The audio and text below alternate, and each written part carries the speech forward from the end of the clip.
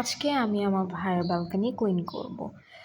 At first আমি আমাদের লাউ গাছের যেগুলো শুকনো পাতা আছে এবং উইডস আছে সেগুলো আমি সব সরিয়ে ফেলেছি এবং তারপরে যেগুলো লাউয়ের ব্রাঞ্চেস আছে সেগুলো আমি আমাদের ব্যালকনির গ্রিলের সাথে অ্যাটাচ করে দিয়েছি যাতে গ্রোথটা ভালো হয়। কয়েকদিন পর আমি মাচা দেওয়ার চেষ্টা করব, আমি জানি না কীভাবে, বাট আই উইল ট্রাই।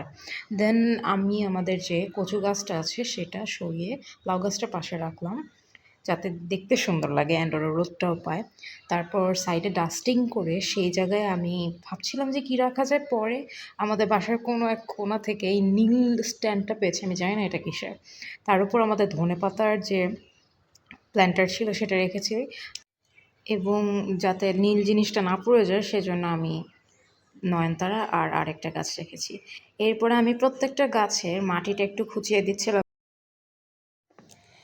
তার সাথে আমি নয়নতারার কিছু পাতাও কমিয়ে দিয়েছিলাম, কারণ অতিরিক্ত পাতার কারণে ফুল বেশি দিতে চায় না। আর আমি এটাকে একটা বনসাই বানাচ্ছি। তারপরে আমি আমাদের যে ধনেপাতার প্ল্যান্টার ছিল সেটার মাটিটা খুঁচিয়ে কিছু ধনিয়া আর কি ধনেপাতার যে বীজ আর কি সে দিলাম। তারপর বাগানবিলাস গাছে মাটিটা খুঁচিয়ে দিচ্ছি। এটা 2 দিন পর পর খুব মাটিটা শক্ত হয়ে যায়, প্রায় দিনই দেখা যায় যে আমাদেরকে মাটিটা খুঁচিয়ে দিতে হয়।